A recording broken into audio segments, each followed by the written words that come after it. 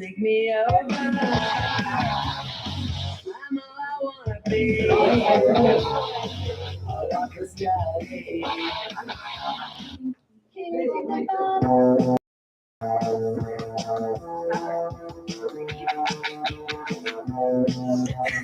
Yep. Yes, I can do that.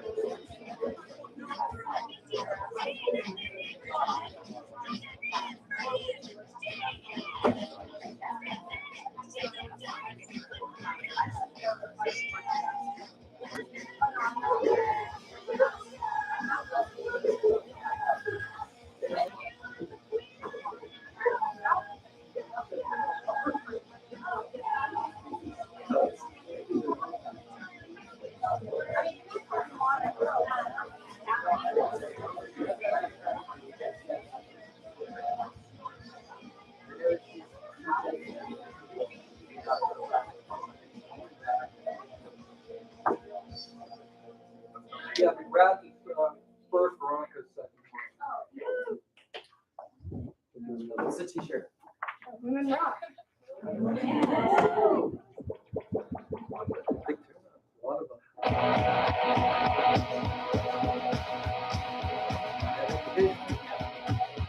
can get these things in about usually 5 seconds.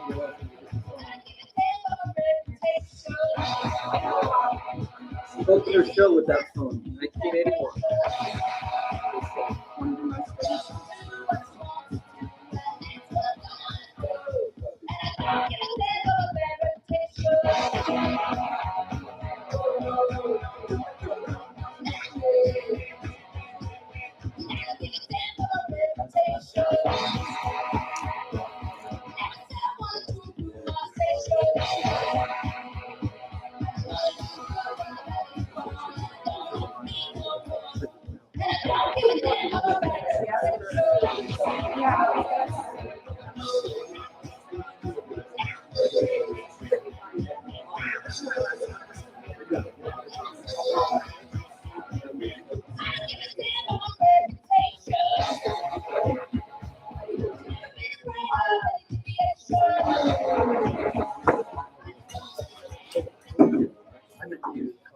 Cool, I meant you, not the distinguished faculty member.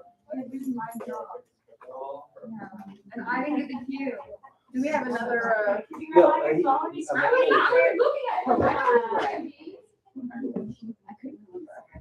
welcome to day 10 out of 11 days of Senior Honors Thesis Defenses. We take it right to the end. And again, I love projects that, are part of my existence. And music is a big part of, who I am and why I'm still poor today. And I didn't get to go to Memphis in May. I had to sell my tickets. Didn't get to see Robert Plant last night. Devastated right now, but this is going to be uplifting for me personally. This is a phenomenal project. And I will say probably the one that beginning, she was talking about maybe 60-page thesis, 65-page thesis, probably in that range. I think it's 119 pages of text. So again, I love when we have topics that bring in multiple disciplines. And this is a perfect example of that.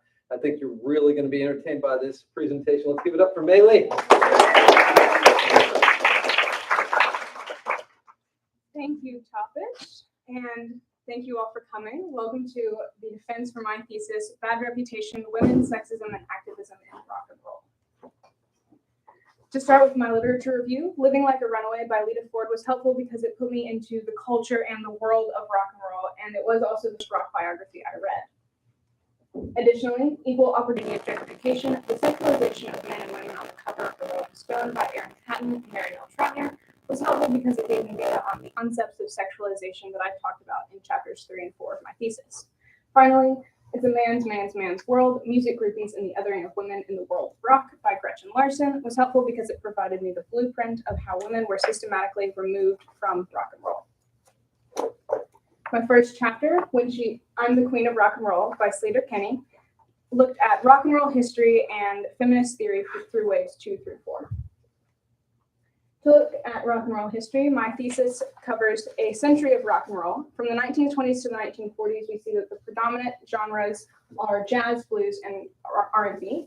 And in the 1950s, rock and roll finally emerges.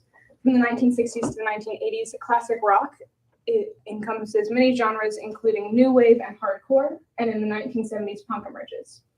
In the 1990s, riot grrrl and grunge dominate rock and roll culture. And from the 2000s onward, people are debating now whether or not rock and roll as a genre is dead. Second wave feminism can be split into hegemonic or white feminism and multiracial feminism. It focuses on reproductive rights and workplace equality and is connected to rock and roll through the idea that women needed to masculinize themselves in order to fit into male-dominated spaces, or the idea that femininity and rock and roll are incompatible. Third wave feminism took off in the 1990s and emphasized personal growth and connections with community. Additionally, it looked at reclaiming femininity and words considered derogatory. This connected closely to riot grrrl, which emphasized body writing, literally writing on one's body these derogatory words, as well as fanzines or man-made magazines to put out to the community. Finally, fourth wave feminism started in the 2010s with the hashtag #MeToo movement and was highly impacted by the internet. It focused on body autonomy and sexual assault and opened doors in the music industry for women to advocate for their equal rights. My second chapter, Can't No Man Play Like Me, a quote by Sister Rosetta Tharpe, focused on the decades 1920s to the 1950s. Each of my body chapters looks at the public eye or the audience in the media and music during this time, as well as the business side of the industry and activism in music. My case studies for this chapter were Sister Rosetta Tharpe and Big Mama Thornton.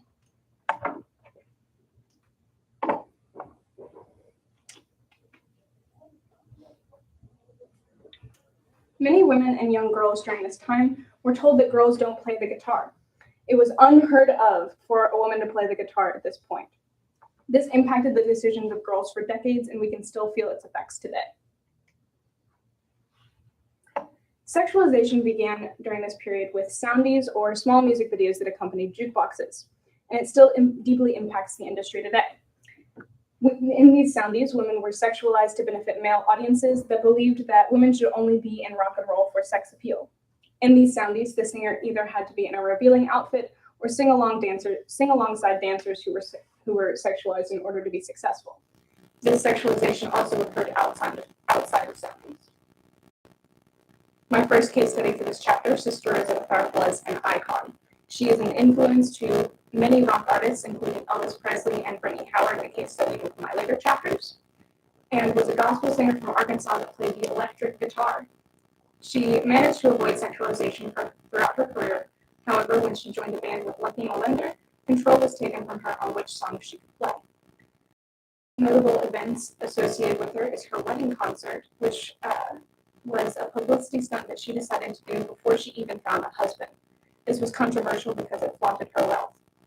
Despite being foundational to rock and roll, she was largely unrecognized throughout her life, even leaving her grave unmarked until 2009. During this time, female singers were not paid enough for their work. Many all take jobs outside of the music industry in order to survive. A great example of this is Big Mama Thornton and Elvis Presley. Elvis stole Big Mama Thornton's song Hound Dog and only gave her $500 in royalties. This problem persists today. A notable woman in the business at this time was Evelyn Joyce Johnson. She was a business manager for the Duke Peacock Recording Company, as well as president and founder of Buffalo Booking Agency. She recorded, managed, and promoted many artists and made the Duke Peacock empire successful. It is unheard of at this time for a woman to be this high up in the industry. My second case study for this chapter, Big Mama Thornton, was a blues artist who was controversial because she dressed masculinely. People constantly wanted to feminize her and forced her to wear ball gowns and jewelry. In addition to this, she was rarely paid enough for her work. However, she combated this by leaving both Sammy Green's Hot Color Review and Don Roby's Peacock Records when she felt that she was not being paid. Many women in this time period focused on controversial topics in their songs, including lesbianism, police brutality, and racism. These women heavily impacted later rock artists, including Elvis Presley and the Beatles. And it is safe to say that every rock artist from these decades on out was influenced by these women in some way, shape, or form. My third chapter, Simply the Best, a quote by Tina Turner, focused on the 1960s to the 1980s. My case studies for this chapter were Tina Turner and the Runaways.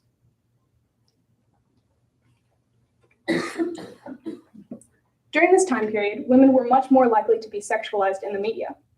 An example of this is the fact that the Rolling Stone had a hot list of female musicians that it ran every single year.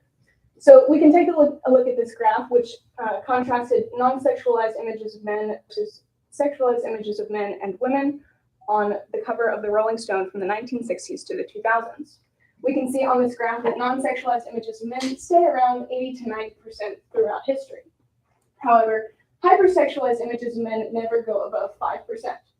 In contrast, non-sexualized images of women start around 55% in the 1960s and sharply decline to under 20% in the 2000s.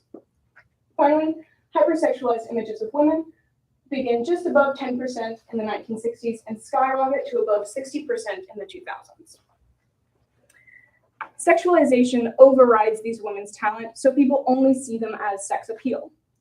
Additionally, there were many articles published during this time trying to determine which rock artists were best in bed and who they had slept with. Particularly with the Rolling Stone, this was a problem because readers saw these magazines as the end-all be-all of rock criticism. Additionally, we can see from the graph that this was rarely done to men. Groupie is a label for a woman that sleeps with rock stars. However, during this time period and into today, this label is used for all women in rock and roll, including musicians. This label represents the systematic exclusion of women from rock and roll. It prevents women from being included in the genre because they want to avoid being called this derogatory term and thus avoid the genre entirely. Despite this, groupies also did a lot of work for these musicians on the business side of the industry, often acting as managers and muses. My first case study for this chapter, Tina Turner, began in the business as Anna Mae Bullock until Ike Turner rebranded her without her consent. She began working in the Ike and Tina Turner Review. However, the review was never extremely popular for an extended period of time. Ike was abusive towards Tina, both sexually, physically, mentally, and emotionally. Additionally, he never paid her, nor did he give her any control over her life. She attempted to escape several times and finally succeeded. After her escape attempt, Ike tried to kill her and eventually tried to financially choke her out in an attempt to bring her back to him. She struggled financially for a long time until she finally divorced Ike. Then she started acting and performing as a solo artist. On her own, she was known to be an extremely talented singer and performer and got very popular. Though she is solidified as rock royalty, all the media wants to talk about is her relationship, not her musical talent. During this time, many people believed that femininity and rock and roll were incompatible, and women thought that they had to either act like a guy or be sexualized to be legitimate in rock and roll. Additionally, we see women in rock as a new genre because rock journalists felt the need to label these women to show that this was not real music. Additionally, people discovered that sexuality is sellable. There were many music videos, like the example on screen of David Lee Roth's California Girls, that sexualized women, which was very bad for girls watching who only saw women as a part of rock and roll as sex appeal. A notable woman in the business during this time was Suzanne DePass, who started working for Motown Records, then becoming in charge of West Coast A&R, and finally president of Motown Records in 1982. She was responsible for signing the Jackson 5 and the Commodores, along with many other notable artists. However, despite her acclaim, people always saw her as a groupie. My second case study for this chapter was the Runaways. They were a teenage girl rock band produced by Kim Fowley, who was a man. Many people hated them because they were women in rock and roll and they took their jobs seriously.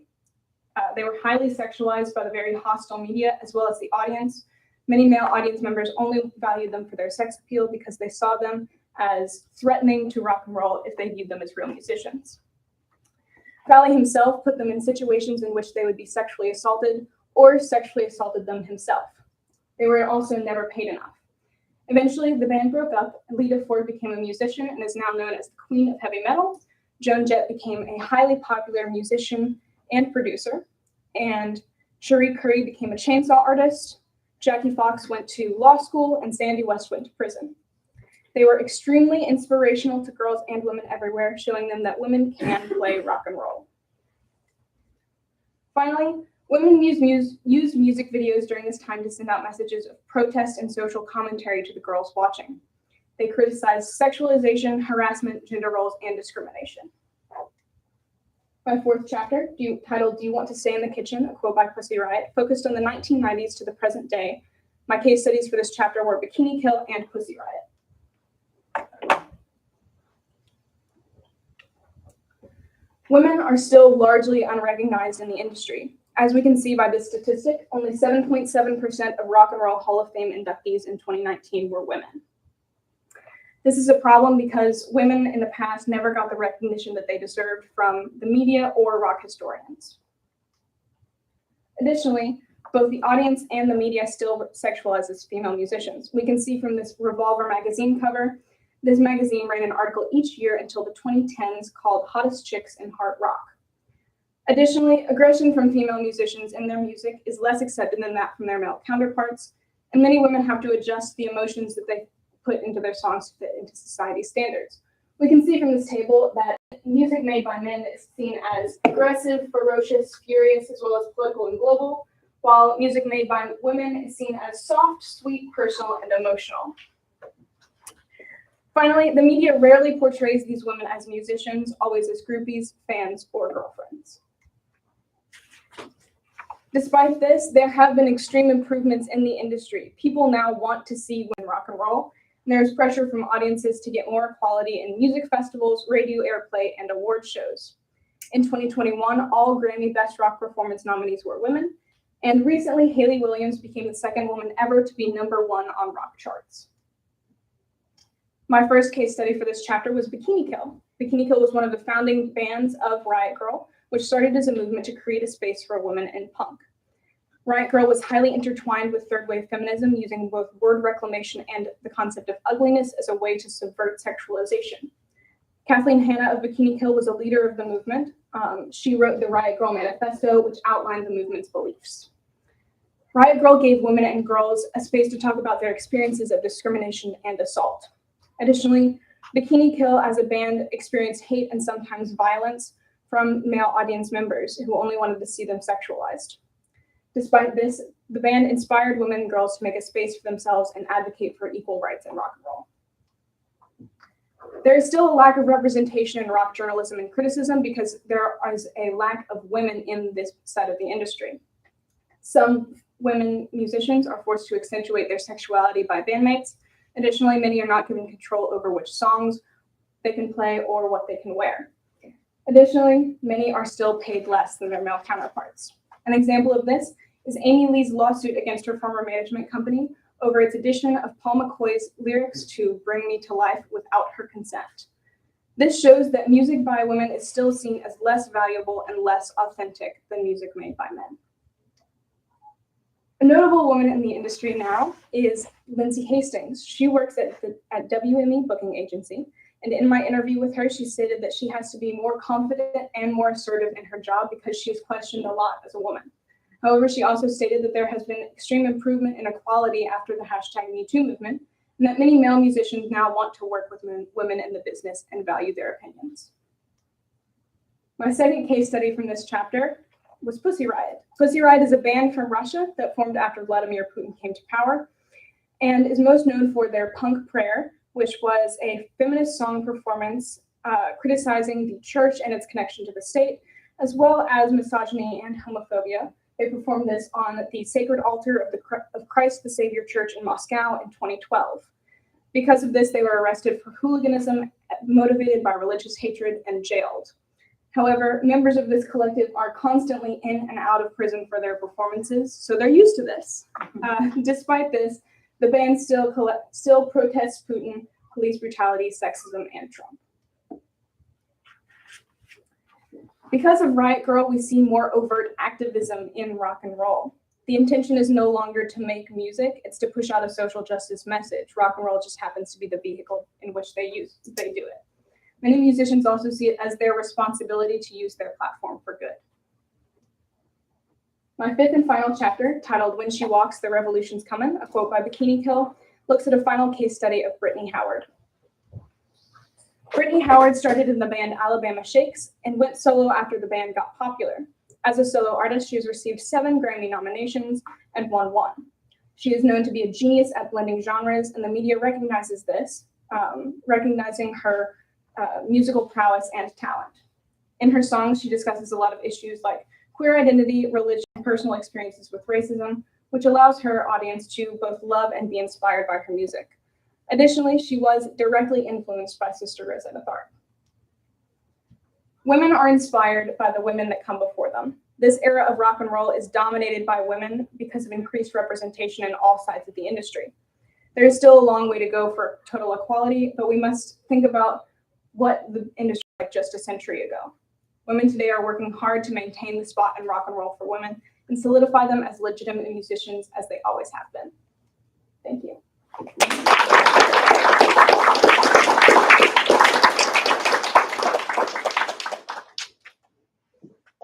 Do you believe the period starts really in the early 80s through that decade up until grunge, was a step backward because it seems like the hair bands, Motley Crue, etc., really kind of sexualized the music, degraded women in their videos. So that period of time was that, because I look at the 60s and 70s, there was some progress being made, women being empowered, Janis Joplin, etc.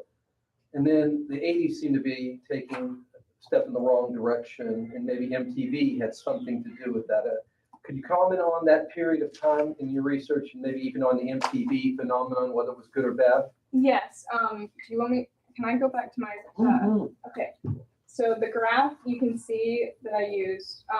Actually, all of the sexualization problems in the industry started like really picking up around the 1980s, and I think you're correct with MTV. We see that because of the increased availability of like this music screens at home, there's a lot more like problems within the industry that we like are now people can see this now, and so I think you're correct that MTV did take a step back for.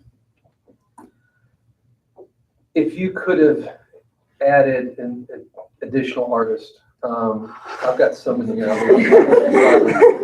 An artist or two that like, man, I wish I could have done blank. Which artist would you have included? So I really wanted to do a case study on Evanescence because I wanted to get an interview with her, but she was on tour like worldwide, so it just wasn't possible. But I think with an interview, a case study on Evanescence would have really been extraordinary.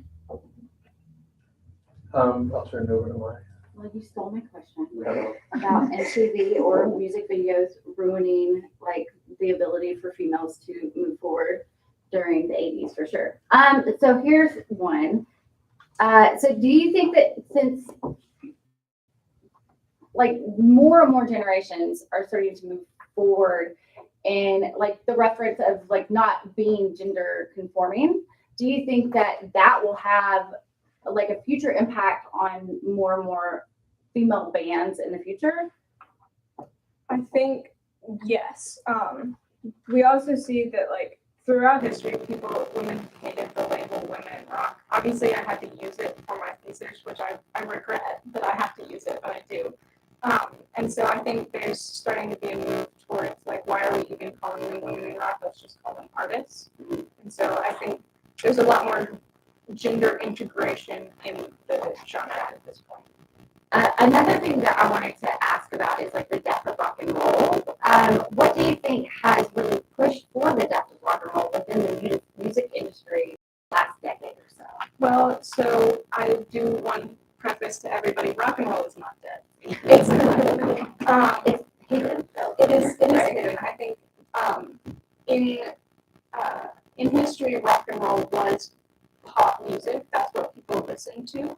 But we see, moving toward the 1990s with the emergence of rap and those types of genres, we've moved away as a culture to focusing on rock and roll, and I think that's why people think that rock is dead.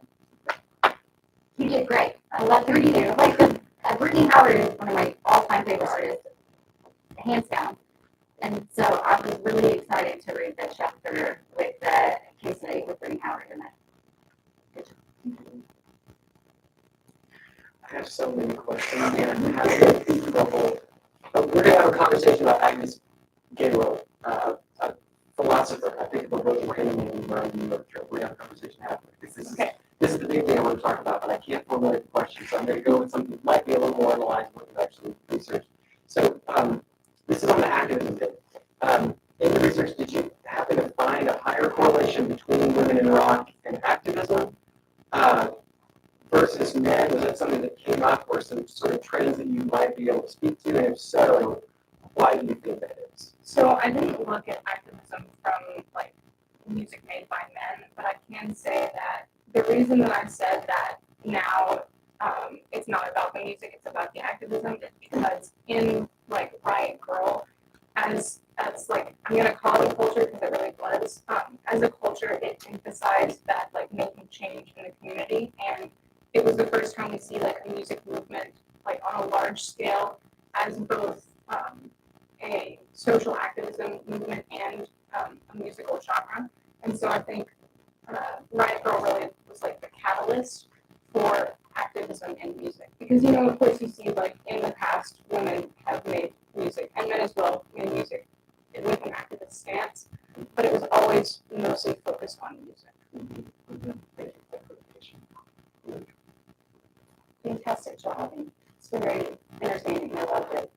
A couple of questions, actually. Did you find, I loved how you integrated a little bit of Motown, integrated a little bit of punk into the larger genre of rock and roll. Did you find that either of those two, respectively, being more open to integrating women just because of maybe either the race struggle, or punk is all about kind of, sticking it to the man or going against the system? Did you find that either of those groups, were they more open to accepting women into their genres? I never saw any research on Motown in particular, but punk in the 1970s was not very gender inclusive at all, and that's why Riot Girl started as a way to make punk about women.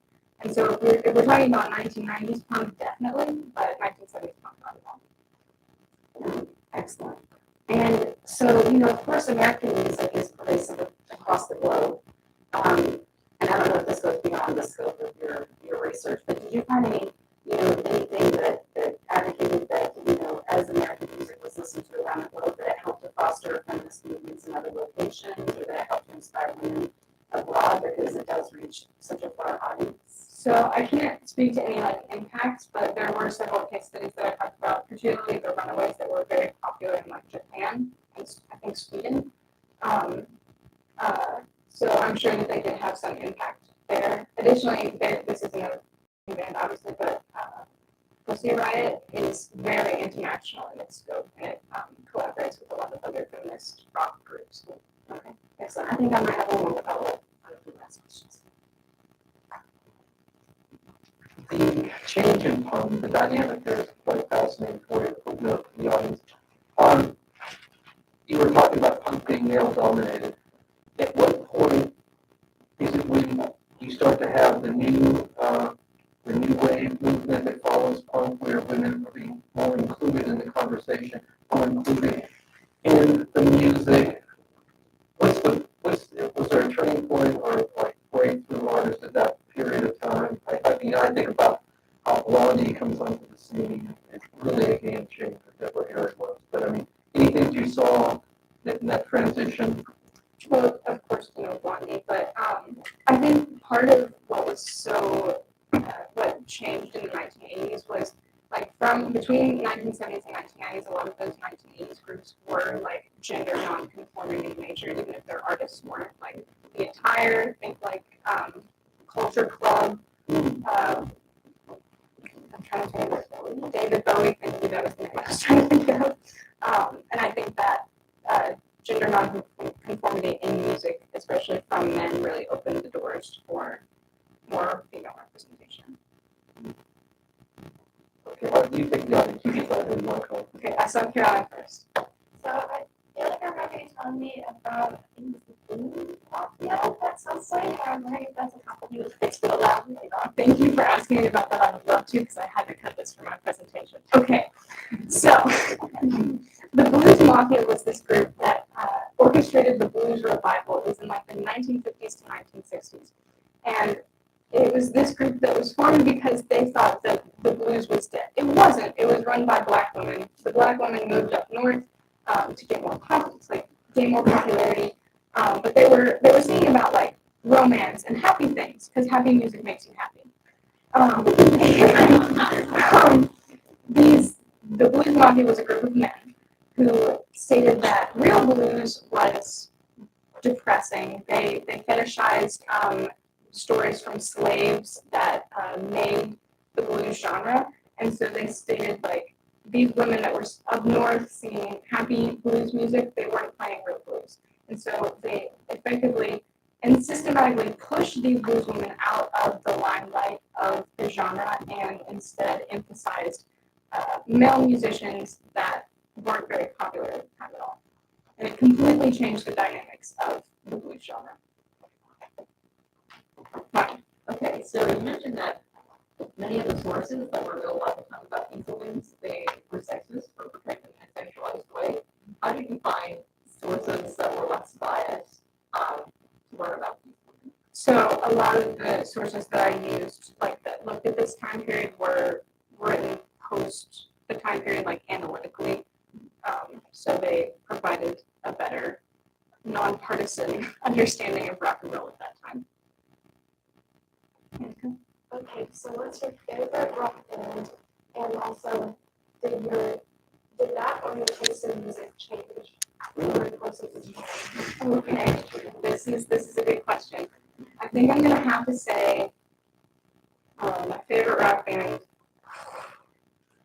I think I have to say the Bikini because they just changed the game after Riot Girl. And then for my music taste, definitely. I gained a good appreciation of a lot of different types of music through my research. Charlotte? So, how do you guys see this research and this thesis and this long project that you worked on for so long and either by section? How do you take this information that you can learn and kind of synthesize it into your college life and perhaps your career? So I think I'm not majoring in anything musically in that realm, but I think that I can use this information that I learned how these women were like systematically discriminated against throughout history. I think I can use that in my career and major. Mr. Gales? Did you get to go to any concerts as part of your research? No! I went to a 21 Pilots concert, but that doesn't count. Maya? So another thing is, do you see this pattern of sexualization and discrimination against women repeated in other genres, especially genres that are mainstream, getting commoditized by certain media? Can you say that one more time? I'm sorry, it's a little bit convoluted, but do you see the same pattern of like discrimination against women who contribute to a genre in other genres, especially those that are mainstream, getting a lot of attention in the media? So I didn't research this, but talking with you talked about electronic music that, from what I've heard, it does span genres pretty across the board. Okay. So at the core of rock and roll is an unrest and grasping for a voice. Do you think that looking at in-groups and out-groups, sexualization of women, gives power to the women's voice, even when they're experiencing discrimination, would they benefit from power? Ooh. So I'm gonna that is a good question. I read something a little bit about this in my research for my fourth chapter. There was this, I think it was talking about Revolver's Hottest Chicks in Metal, because I think the writer for Revolver that was producing those articles was talking about how it doesn't matter what the representation is of women, as long as they're getting represented, it's beneficial to them. And I have to disagree, because we love representation. Representation is great, but if it's negative, it's only going to serve to force women out of the genre. Brett? You did a great job in your presentation covering different subgenres within rock. I was just wondering if you crossed anything in your research about like heavy metal, because you mentioned the stereotypes of women in rock being, or women in general being music as more of like a, serene, sort of quiet, polite sort of manner. So I wonder if you came across any bands in particular that were heavy metal that you listened. So I can't name you any bands in particular, but heavy metal it's kind of the odd man out, because in its like birth, heavy metal as a genre was discriminatory towards women. It was very exclusive. But now, like in present day, heavy metal is one of the most diverse genres in terms of gender there is. It's come a long way. Maya? Okay, comment to one last question. So it's an interesting thing to see that in metal, because like dark techno and hard techno, a lot of like women are represented in that genre of electronic music, even if it's not a stereotypical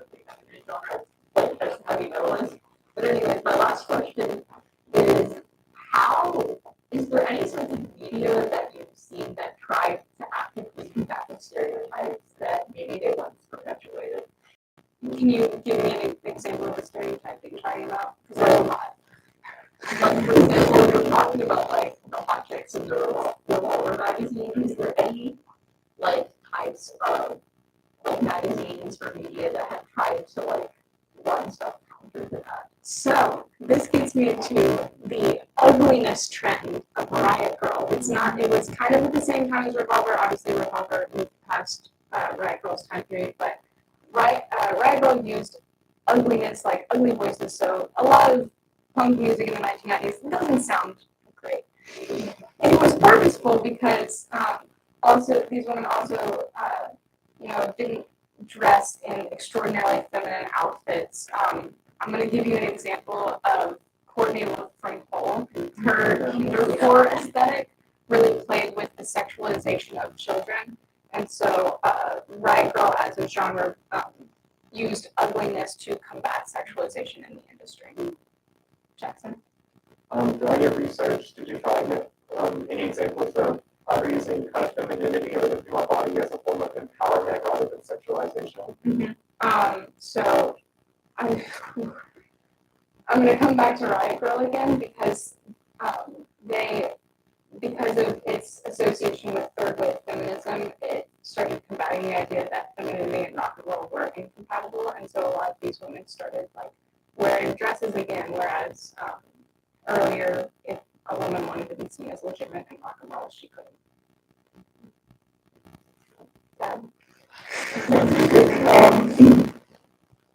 This is part of the research, which I will speak to.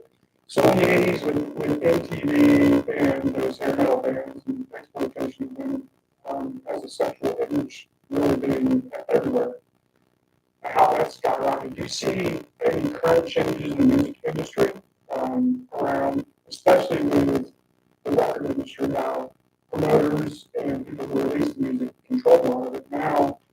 We have spaces where you can be individual artists and put stuff out on your own social media. You can put out your own albums. You can really control a lot of your own content. Do you see that driving even moving forward faster?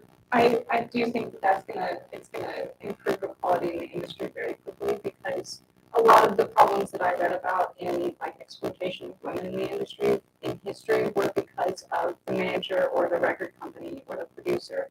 And so now that women have the ability to control this themselves, I'm going to use an example outside of rock and roll. Taylor Swift is a big example right now. They have control over their own careers, and so they can do with it what they please. Okay.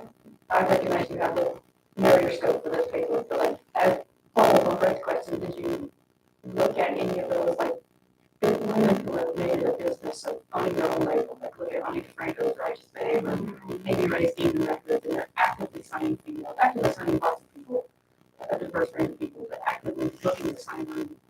Did you see any impact from that, or were you able to look at that in the research? I did. I looked at it a little bit. I talked about Ani DeFranco in my paper. Because of women being able to own like their own record labels and produce their own music, they've also expanded to produce other women. Joan Jett actually has Blackheart Records. She produced several songs for Bikini Kill. These women can promote other women, and they can, as artists, they can hire other women to work behind the scenes, and it does a lot for equality in all sides of the industry.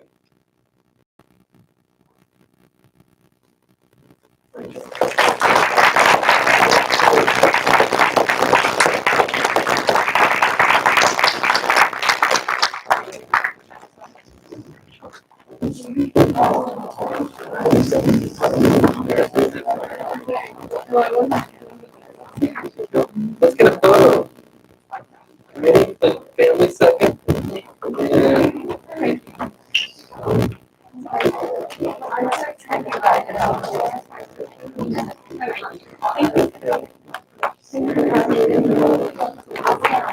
okay. We usually just bring it so that you stand right so they can see the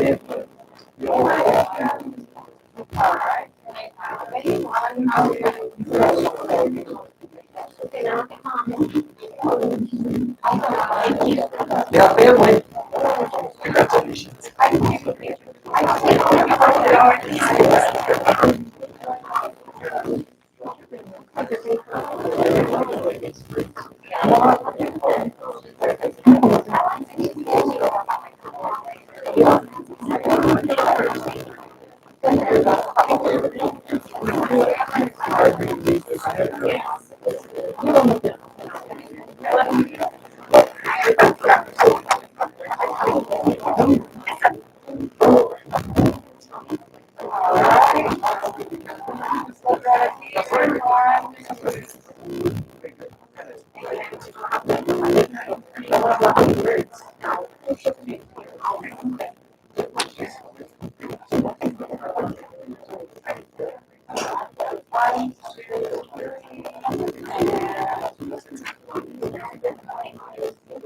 Just a little light.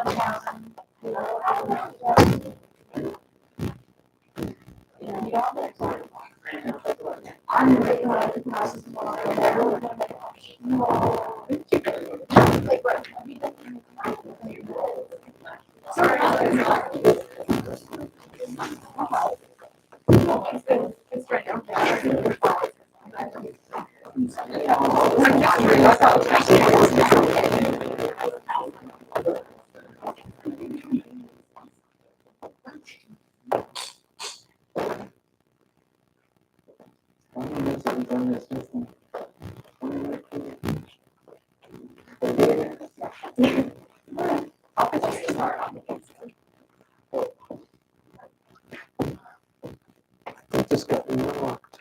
It.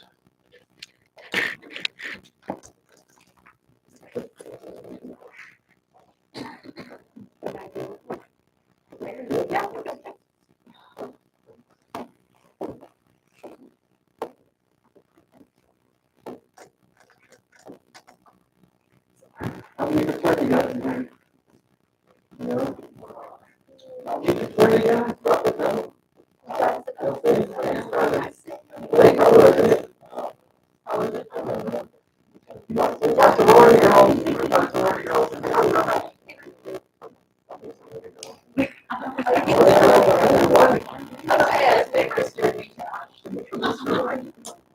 I was viewing a trailer for the upcoming film called Damakel. I mean, that really like connects to this season so well. All the chances. Here we are for the 20th and 22 honor senior thesis defenses. Claudia Dar came to PA as just a lost soul, Northern Gray, fumbling and stumbling around. She's been a joy to work with the last 2 years. I mean, it's always great. I think it's teamwork great when you get students that haven't been at PA their whole career. You just see them really take off. And we keep the bar pretty high at Pulaski Academy, and students like this, probably exceed our expectations when they're coming in. Claudia last year, Honors International, and talked her into doing the thesis class this year, and finding a topic that she really embraced. She has been one of the most organized students this year in thesis, always on track. Really have seen her blossom into just a phenomenal writer. Great topic, by the way, very controversial topic, but she really tackled it, I think, with poise and sophistication, and I think you're really going to enjoy this presentation. Give it up, Nadia.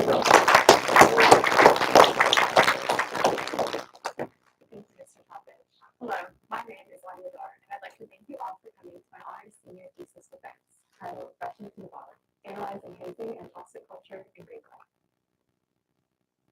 This process required extensive research, and while I utilized a multitude of sources, there were few that proved to be invaluable to the process.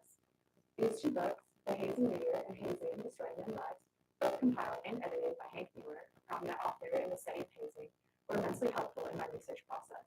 It consisted of multiple academic papers by many different experts and served as the foundation for my first 2 chapters. Within the second half of my thesis, the book Inside Greek You by Alan D. DeSantis was a significant source, especially for my 3rd chapter. Additionally, I was fortunate enough to interview Norm Fuller, an expert on hazing, whose paper was published within Hazing Destroying Young Lives. His interview guided my research as I went into my 4th and final chapter.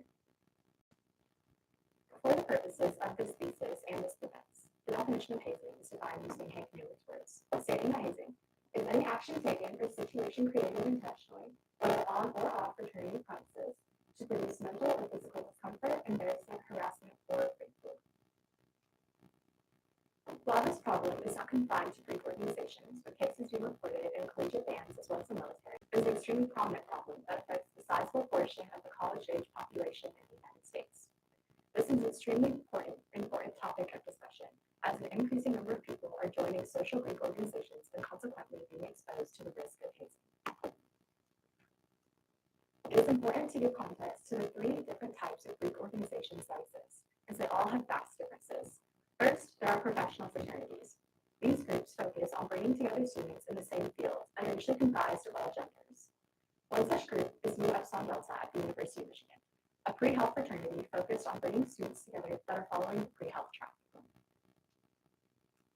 There are also Greek honor societies, which are similar to professional fraternities in the fact that these groups also consist of all genders. However, these societies focus on honoring students that have done well in a specific field. One example is present here at Pulaski Academy. Nu Alpha Beta is a Greek honor society focused on honoring students that have excelled in mathematics. Although honor societies and professional fraternities are not uncommon, the most widely known type of Greek organizations are the social ones called sororities and fraternities. These groups are separated by gender, with women in sororities and men in fraternities. A popular example of a sorority is Kappa Kappa Gamma. An example of a fraternity is Sigma Alpha Epsilon, both popular groups at the University of Arkansas. Social organizations are the core of my thesis, with hazing and toxic culture being especially pervasive within them.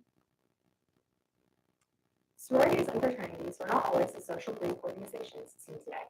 When they were first founded in the 1770s, they were meant to be a place of intellectual curiosity for students who wanted to learn. However, the introduction of chapter houses caused a shift in these ideas. The need for more dues-paying members to fill these houses caused these organizations to be less selective about who they chose to admit. All the groups on campus would rush rush to get to new members before another group did, which is where the term fresh comes from. The recruitment process of both sororities and fraternities is an integral part of the societal view of these groups. There are two forms of recruitment, formal and informal. Formal recruitment is extremely planned out by the college or university, with each new member getting a specific schedule to follow. Informal recruitment is far more student-led and one-on-one, with the environment being more relaxed. However, both of them aim to help potential new members figure out what they want in a fraternity or sorority, and for organizations to find who they want to join their next pledge class. Many choose to go through recruitment due to the numerous appealing factors that are often publicized about Greek organizations. The idealization of having an extended network of close friends is often why people choose to join. They want to make fast friends after many have left home for the very first time. Additionally, it is impossible to ignore the immense alumni network that Greek life grants someone, which can be extremely beneficial in one's graduate and postgraduate years. Furthermore, some join because they have familial ties to Greek culture and want to carry on that tradition. However, many do not consider the dark side that comes with Greek life, including the potentially deadly hazing and detrimental toxic culture that can be found in sororities and fraternities. There are three main theories that are often used to answer the essential question: why do people haze? One such theory is that hazing is seen as a rite of passage for new members. It's common for pledges to create some sort of initiation following their pledge period, citing the need to feel complete into their true position as a full member of the group. These rituals help indoctrinate pledges into the ideals of the group, making it more likely they will continue the tradition of hazing the next year. Fraternities and sororities also haze to strengthen and maintain the existing social hierarchy perpetuated in the group that is seen here, with veteran members at the top, the previous pledge class in the middle, and the current pledge class at the bottom. Hazers are actively trying to achieve a pledge class that is subservient to veteran members of the group to strengthen the social structure. This leaves the pledges even more susceptible to potentially dangerous indoctrination due to the problematic power dynamics that it perpetuates. Finally, the last theory is that Greek organizations haze to foster cohesion and loyalty among a new pledge class. Hazers believe they are doing something beneficial for their pledges and do not see any issues with the practice. They believe that they are helping them toughen up for real life and are proudly carrying on tradition. However, hazing often has an adverse effect on the new generations of students. As some poll had said, paradoxically, rather than creating a cohesive group of equal participants, hazing promotes a dysfunctional sense of loyalty, and the appearance of team bonding perpetuates the code of silence over hazing incidents. Hazing also makes pledges feel alienated from the larger fraternity or sorority, making the group even less cohesive. People that have been hazed say that it does increase a sense of belonging among those who have experienced it together, that any bonding that does occur between the members of the pledge class that have been hazed is often due to a phenomenon called trauma bonding, which is extremely problematic. There are stark differences between trauma bonding and authentic connection, with trauma bonding being formed as a result of rescuing, enabling, and saving one another, and authentic connection being formed on the basis of learning and growing together. In hazing situations, the group bonds as a result of the activities they did together, not as a result of the activities they did together, but as a result of the shared trauma they all have. There is an immense shame that follows after one has been hazed, with victims feeling deprived of their dignity after it is over. This is a large contributor as to why hazing rarely gets reported, and why victims can often feel an immense loneliness after it is done. Additionally, there are also societal pressures that come with hazing, especially due to the fact that most of the general public only perceives hazing to have occurred when serious physical injury is documented. Holroyd stated it best when he said, "Our society values perseverance and belittles quitters. Those individuals enduring hazing will often tough it out with the help of a life suit." When a hazing victim chooses to report the abuse rather than tough it out, they can be more upset that they couldn't handle the abuse, rather than the fact that the abuse happened. This results in a direct increase in the amount of shame they feel. Shame is a cruel feeling, and its victims often become cruel. This phenomenon, often referred to as the shame cycle, feeds into the question of hazing, called the hazing cycle. Hazing gets progressively more violent as the cycle progresses. The cycle refers to the movement of students, from pledges to hazes to hazers. When students get hazed, they endure the treatment, knowing that one day they will be hazers too. Victims then become the perpetrators the following year, and ramp up the hazing in order to justify what happened to them previously, directing their vengeance towards an innocent pledge class. Previous victims do this in order to give more meaning to what has happened to them, and reclaim what they have lost in their own hazing experiences. Common forms of hazing abuse include brutal beatings with paddles, such as these, violating sexual assaults, and forced confinement, which in some cases has resulted in the suffocation of a pledge. These abuses occur at an even more intense scale when alcohol is present. As when alcohol is present, anything goes. This is Matt Carrington. I'm going to tell you these stories to help illustrate just how dangerous hazing can be. Matt was in the basement with his fellow pledges and other fraternity brothers, undergoing the third night of initiation week.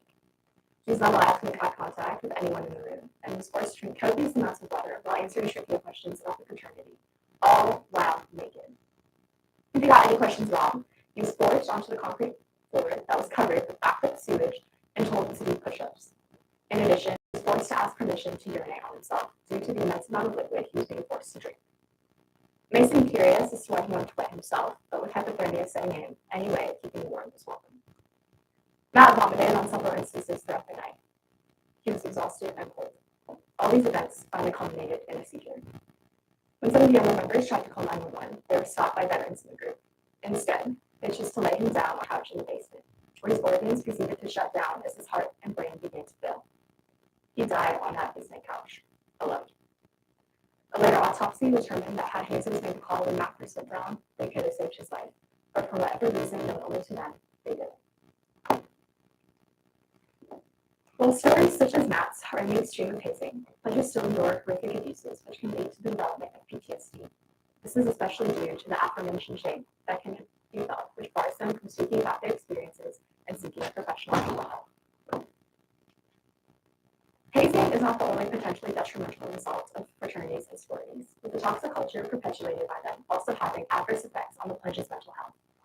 Within fraternities and sororities, there are very specific forms of masculinity and femininity that are pushed onto the pledges. This environment can quickly become toxic if anyone deviates, as they will be ostracized by the collective.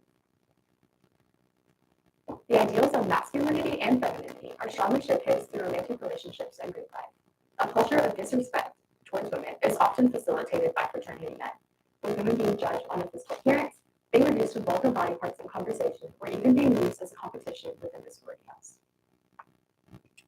Conversely, sorority women view fraternity men with a far higher regard, as they are seen as a way for them to increase their house's social standing due to the fact that if they associate with a popular fraternity on campus, their social status will increase as well. This respect discrepancy is seen within their relational ideals.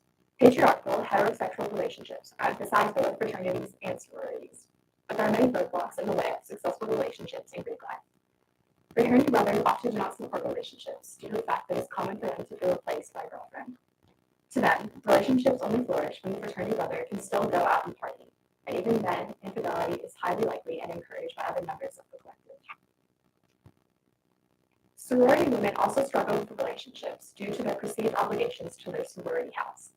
Many women feel pressured to date the right guy, preferably a fraternity brother from a highly esteemed house, to help make their sorority seem more elite on campus. Within both fraternities and sororities, the culture is highly heterosexual. As a result, all homosexual relationships are taboo within these groups. Greek culture pushes highly heteronormative values. Homosexuality is especially taboo in fraternities due to the close emotional and physical space shared by men in the group. If one of the brothers revealed themselves to be homosexual, their space would then be considered tainted. In their minds, at the end of the day, homosexuality goes directly against what a person in Greek life is supposed to be. There are rigid rules placed on what fraternity men and sorority women are supposed to be. The ideal fraternity member embodies all the traits of a masculine man. They must be hypersexual, promiscuous, and heterosexual. Hazing is used to make sure that pledges are manly enough to join the fraternity group and weed out any weak members, and that in order to become a brother, you must significantly demonstrate your masculinity through pledging rituals. The perfect sorority woman is everything the perfect fraternity man is not. The ideal sorority woman has prudence, is nurturing, and is submissive. They must be sensitive and caring. Some sororities have extreme control over their girls' lives, with them risking being called before committee if their behavior seems inappropriate or damaging to the sorority's image.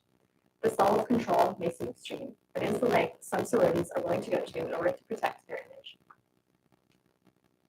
In addition to certain personality traits being pushed on pledges to help fraternities or sororities' image, there are also certain body types pushed onto these members.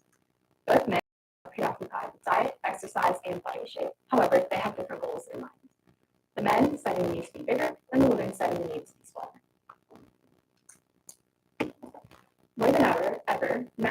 identify with their body and how they look. Steroid use by fraternity members is becoming increasingly common despite the numerous negative side effects that accompany frequent steroid use. Self-tanning and shaving are also becoming more common among pregnant men, and it is not sort of bigger around sporty women due to the increasing popularity of the highly muscular and large aesthetic applicant. On the other hand, sorority women are often obsessed with being as small as possible, with eating disorders such as bulimia and anorexia running rampant within these social groups. Many said that their fixation with their body image increased dramatically following recruitment, and that they feel they must be skinny to feel good about themselves. Many times, the highest ranking sororities on campus have the fittest women, furthering the feeling of consistent competition many sorority members feel when it comes to body image. Not only do sorority women face pressures about their body type, they also face pressure on what career path they should follow. These women are often pushed to be wives and mothers by both paternal ideals and the ones pushed by some sororities. It is not uncommon for them to choose their majors and what they want to do based on the work-life balance needed to raise a family. Men rarely do this. While fraternity men are often pushed to exceed outside the classroom, they are put under virtually no pressure at all to perform inside the classroom. In Greek life, a woman should be concerned with her family and kids to have a successful career, and a man should be focused on his job to have a good relationship with his family. This toxic culture remains especially pervasive in contemporary Greek organizations, as well as hazing. With the COVID-19 pandemic and the death of George Floyd, students have more time to look at and examine their collegiate groups with different lenses. Students began to wonder if Greek organizations held up problematic social structures for college students. This was the beginning of the Abolish Greek Life movement. Started by students at Vanderbilt University, Abolish Greek Life advocates for the complete removal of social Greek organizations. They're not interested in reform, they're only interested in abolition. Such a harsh stance is taken as a result of the problematic exclusions behind Greek life, dangerous hazing rituals, and the continued encouragement of young people to break the law through underage drinking. However, abolition is not feasible, nor is it the answer. Greek organizations have the potential to be safe social groups that are integral to the students' college experience. In order for this to happen, significant change needs to be made in terms of college administrations, education, and national laws. The most basic yet effective way to mitigate hazing is to increase awareness and education about the subject. Many times, a student does not know what constitutes hazing. Therefore, they cannot recognize the warning signs. In addition, more data needs to be collected in order to have a comprehensive overview of where the problem is most prevalent and what significant characteristics are of problematic chapters. College administrators need to do more to decrease the presence of such problematic chapters and eliminate those groups. However, it is important to protect the ones that do not cause issues so that they can serve as an example of what healthy Greek life should look like. In addition, Greek houses need to be more heavily supervised in order to decrease the problematic amounts of underage drinking that occur. Furthermore, all colleges and universities should postpone recruitment until the second semester so that potential new members have a support system in place in case they experience dangerous or uncomfortable situations. Picture here is the anti-hazing prevention model from Cornell University. While these steps are important, it leaves out utilizing the most vital source of information on campus, the students. They are the resident campus experts and can be extremely helpful in the fight against hazing. Although college and education changes must be made, there would be a significant difference, but legislation has to be introduced. Currently, there is no national anti-hazing law, only 44 out of 50 states having anti-hazing legislations. Blue ones pictured on this map. Rarely are hazers punished or charged with a crime due to the widespread and fluid nature of many states' hazing laws. It is hard to prosecute when something is legal under one state's hazing law and illegal under another's, which demonstrates the need for national anti-hazing legislation. Even if national level legislation is introduced, hazing will truly never go away without a fundamental shift in the culture of Greek organizations. Healthy and safe alternatives must be provided to fraternities and sororities for these social groups to shift away from hazing as a bonding ritual.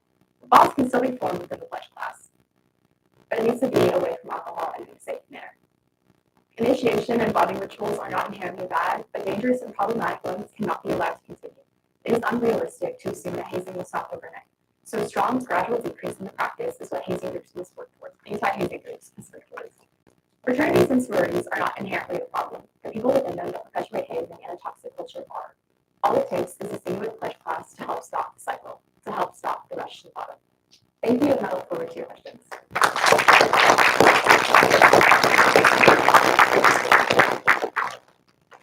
Did you see any data on how prevalent fraternities and sororities are in the South versus other areas? Obviously, it's much more pervasive in the South. But are they being phased out or regulated more effectively in other parts of the country outside of the South? Actually, it's the complete opposite. More students are joining fraternities and sororities at a much higher rate.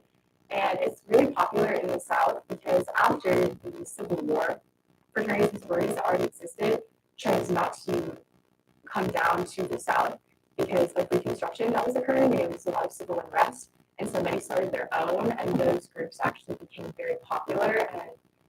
And three that were founded in the South, I don't remember the three, but are called the Union Triad of fraternities, and they actually are the three that are considered the building blocks to. So versus the North. Versus the North really is maybe a Southern thing. I mean, obviously in the North it does occur, but the South, we have the SEC conference, and like fraternities and sorority life is huge within those schools. Second question. Did you come across in your research anything about the cheating culture that is pervasive, getting help with the exams and that sort of thing that is perpetuated, sometimes are discussed in the media, where there's like inside information helping you do better in school and in illegitimate means? Did you see anything about that? I saw a lot of what would happen is that study groups would be formed within these groups, and while some of it would be legitimate ways of helping people within the group, a lot of the times it could result in cheating, especially if members are taking the same class and they're in the same study group.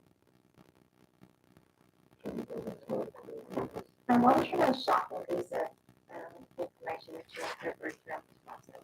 Honestly, I was really surprised at the amount of hazing stories that I found at Southern Methodist, because just when I think of hazing prior to doing this experience, I really thought of Alabama, just because I feel like that's what everybody thinks of, but really when I Googled hazing stories, I think like 5 from SMU just came out of that. I'm very surprised. Sorry.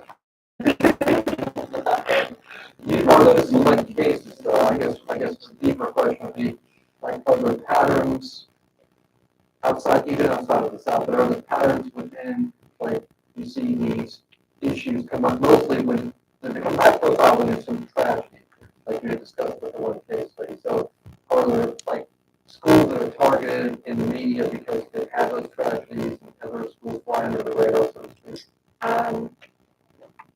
I feel like SMU is pretty highly publicized just because of the culture of students that attend there. It's predominantly a rich white institution, and so when instances happen there, it is more highly publicized because those students have more power to speak up about their experiences.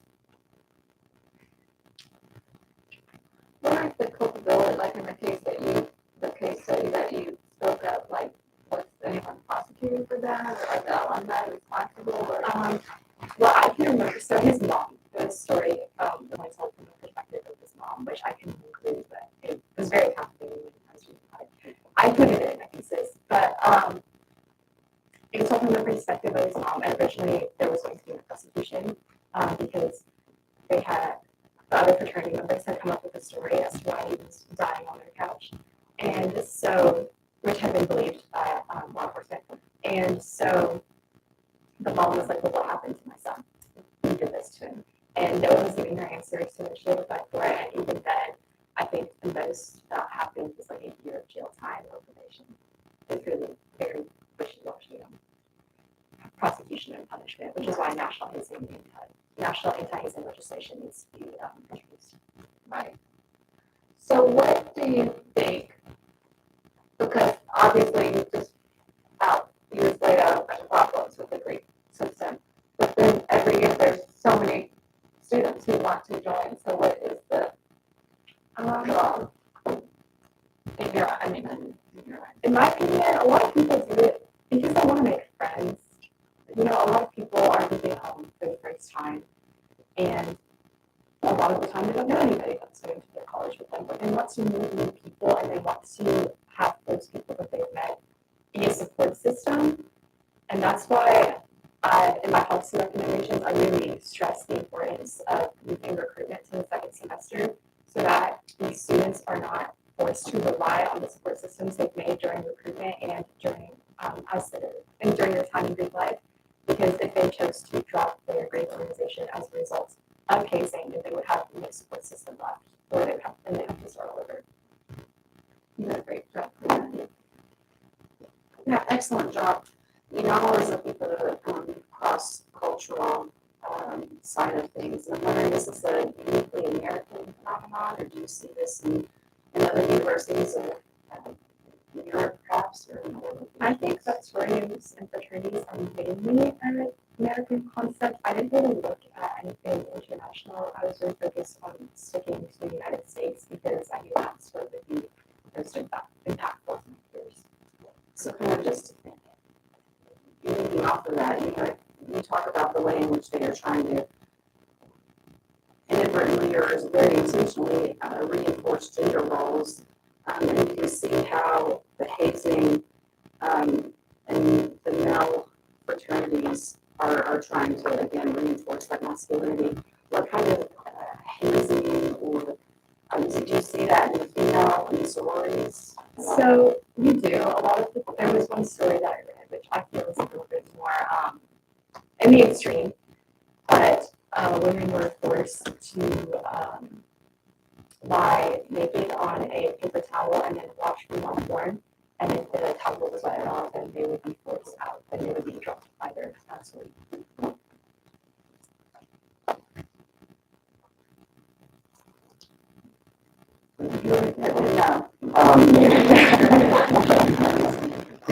I don't have no question on this, but I love the part about trauma or bonding. So interesting. How often, and I don't remember reading this in the thesis, how often are charters revoked for egregious behavior? So in for that death case, the case you mentioned, was that charter of that, fraternity revoked by the university? Or, suspension would seem like a slap on the wrist. How often, when there's some sort of tragedy like this, are part of the charters revoked? Do you see any data on that? I believe that in the case that I discussed, I believe there was just a suspension, but I'm not sure. Charters are rarely revoked because honestly, people don't perceive hazing to have happened unless death or very serious physical injury occurs, which is a very big problem because, especially in the sororities, the hazing is maybe mental. With at SMU, sorry to bring it up again, but a sorority there had their girls sit naked on a washing machine, and then any part that jiggled, there was circled and sharpened by their peers, and they were told that they had to drop that weight by initiation week, or they were dropped by the sorority. It's A student in my first thesis class back in 2003, he actually sued his fraternity, he went to UPenn, and actually had a successful lawsuit against them because of the hazing, causing physical harm. And this guy's a judge here. And I should have had you interview him. I think he, well, the juniors we met him on the college trip. Actually, he spoke to us. I think I met him on college trip. Martin, again, it's pretty egregious behavior on the part of the fraternity. I've got some questions from the audience. I know. Jackson. In your research, did you find any incidents, or can you comment on racism within fraternities and so on? Yes, I actually cut that from my notes. I'm very happy you brought that up. But originally, when they were first founded, sororities and fraternities were white landowning males, and obviously that was what they wanted. But it was also due to the fact that white landowning males were the only ones that could attend the university at the time they were founded. But after education became, especially higher education, became more widely available to the general population, we saw the development of historically black fraternities and sororities, or historically Latina sororities and fraternities. So as a result of, and that's Abolish Greek Life is not advocating for the removal of those. They're advocating for the removal of predominantly groups that were founded within racism. Charlotte? Okay, so I have two questions. The first one is in Jackson. So can you talk about panel sororities and IFC fraternities? So we don't have opportunity to focus on handling with the energy book and any of the other Greek councils.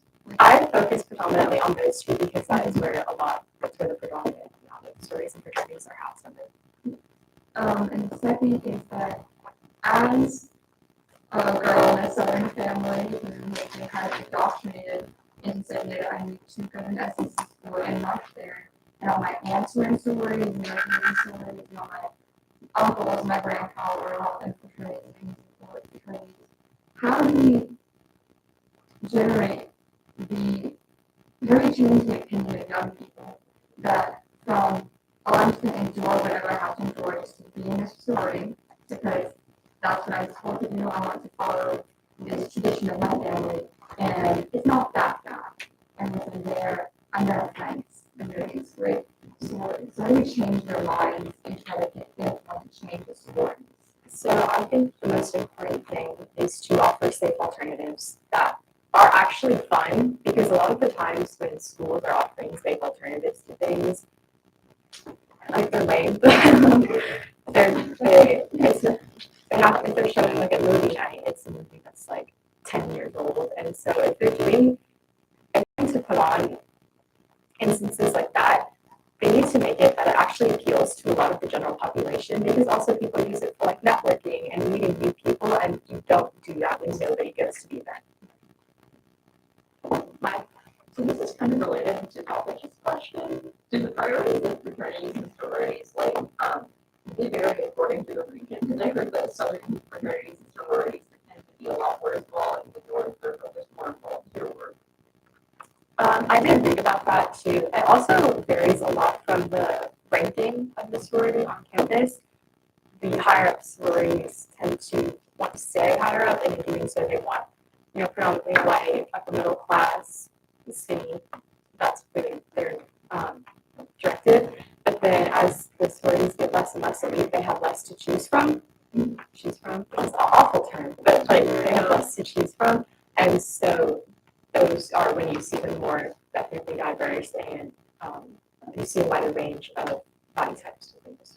I do think it's more side to the university. I think the Big Ten schools are just as terrible with this as the SEC schools. I mean, I think a lot of universities are going to see, the enemy problem out of control. So I just may not have researched that kind of one, but we just have like a ranking kind of system for like classes sororities. Is that more like an informal kind of like a psychocultural ranking, or is that like a more like formal system? That's more of a cultural ranking. A lot of it says how sought after they are, especially if the sororities, how sought after they are by this fraternity for best of the nines, or how well they perform at Greek sing was actually a really strong indicator, which I found kind of odd. But yeah. So, what, if any, connections did you find between the Greek organization and the funding to the school? I'm sorry, can you repeat? The Greek organization and the funding to the school, like whether or not a certain organization funded so much to the school didn't. I found it more was based on the alumni of the fraternity or sorority, because that's how the chapter houses were actually introduced, is that they have more established alumni that donated money and bought these chapter houses, and now it's more dedicated to that. The university and one council obviously oversees them, but really the funding is really from sorority dues and alumni. The richer alumni you have, the nicer, the more powerful the organizations. But yes, Jordan. So you're going to be in college students next year. How are you going to take what you researched and use it at university? At my university, Greek life isn't really a big thing. I do know some people that are planning to rush, and to them, I did advise them. I said, wait until second semester. Wait and do informal recruitment. It's far less stressful because it's very one-on-one, and you will have friends that are not inherently tied to being in a Greek organization. You will have a support system if you decide that that is not what you want for yourself.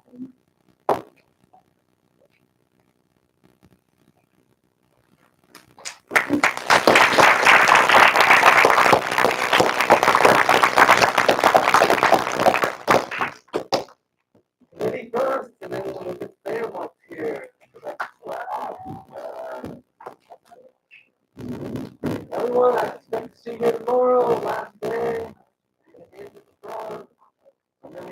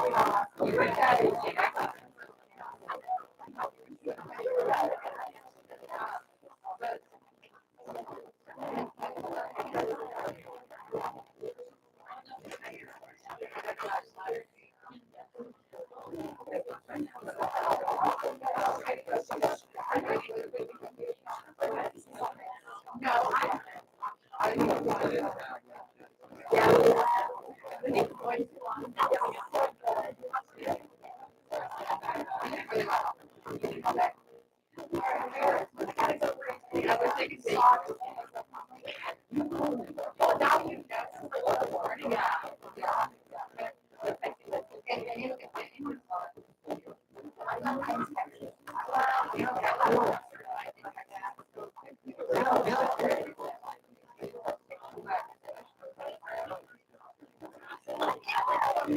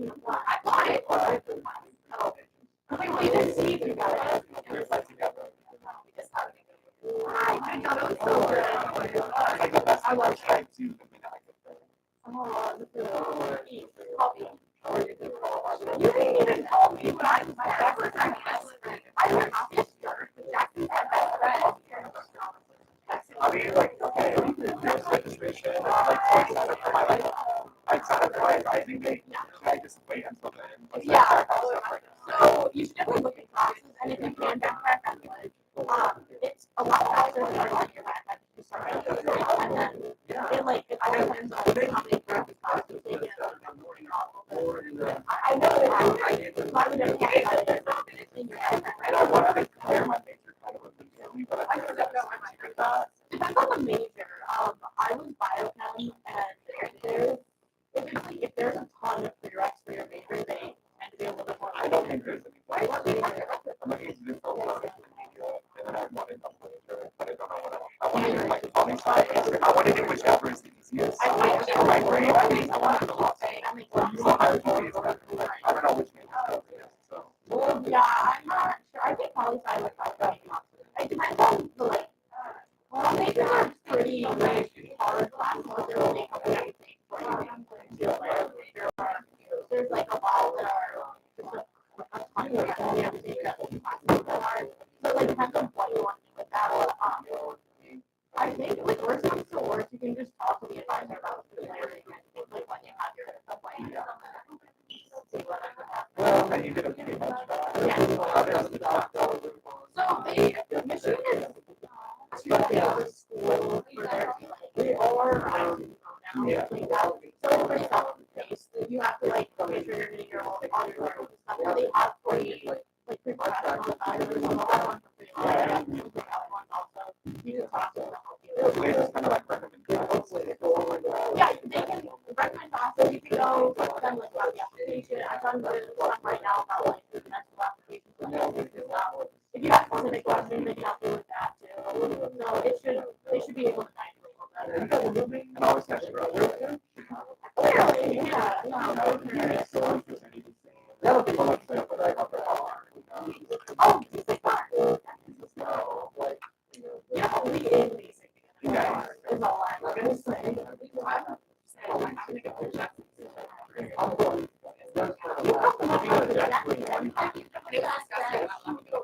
My group was Yes, that's what my mom worked for. Maybe 1 years. Application was pretty bad, and I went to and I submitted it super late too. Yeah. I did it.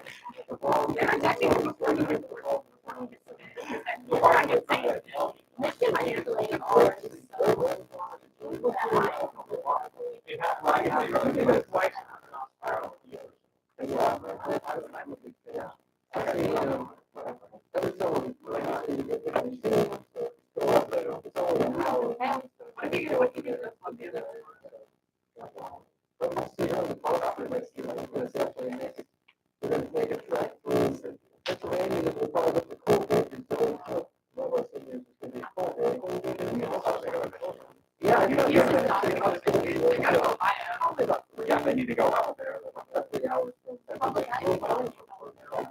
Why are you gonna go to like Miami University? All Are you right. gonna pull up to Michigan when you're still on the college trip? Probably not. We'll be far on the way, but, I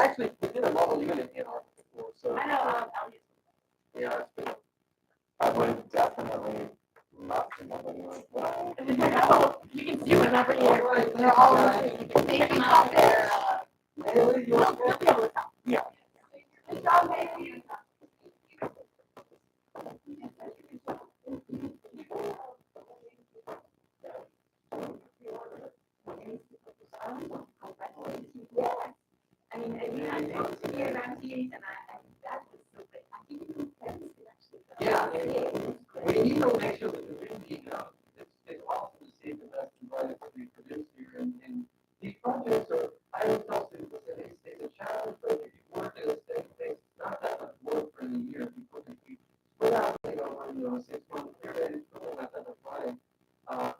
I implemented a nice 60, about 60 pages daily with 119 pages, but the 50 page required is pretty reasonable for honor spread. And most of the college students, that was on a few words, I taught their books almost 2 decades. Most of the projects are under the length of the BA projects. And what space you make them around? Yes, that is the key in my opinion. Yeah, thanks. Thank you. Yeah, we're pretty efficient. Crack them, take out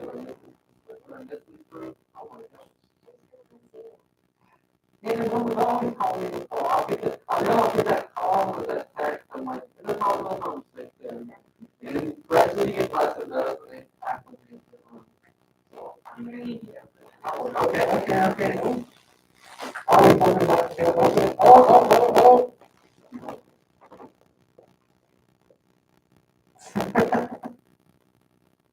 Oh, there we go.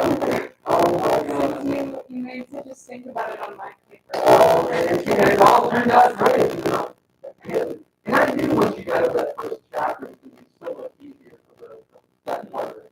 But that only so was challenging. I mean, just not as much out there right now. Oh, I had 1,000 crowds last night. I could see her power plan. We were supposed to go to Memphis today, and I was kind of on that last night. Like, we'll just put it there. Which is a good compliment, too. She's a great performer and putting playing together. And now 2 hours, 2 hours. She had to do your presentation. Our dogs really good. We can't leave the dogs. I mean, they're not, they were backyard dogs, doggy dogs. And now it's taking my whole nation. Everything was low. So, those fixes, I mean, they're going to take a while. That's actually, the roof was not that difficult. The roof was not that fence. Probably not. It's a lot of fence, too. Yeah. Yeah, we've got 3 rescue dogs, so I almost brought them up here yesterday. Just with that little one, the dogs were like crazy all day. I've been there for 1 hour. I didn't want to go on with this lot, to be honest. The noise fly, the dogs are going crazy the whole time. I told them not. Let me know. Yeah. Oh my gosh, I'll see where this Wednesday day. I know we're going to go to Wednesday for a while. Friday day, yeah. No, I think they would be sure to Well, it's been a great run. I mean, have you got your speed ready for? No, Mary and I are going with that. Yeah. I mean, everything, you still have almost a week for graduation. And there's a lot of minutes. She can handle that. Oh, I think it's actually, I actually think they're too short, because it's hard to say much of substance, in that period of time. So, great job today.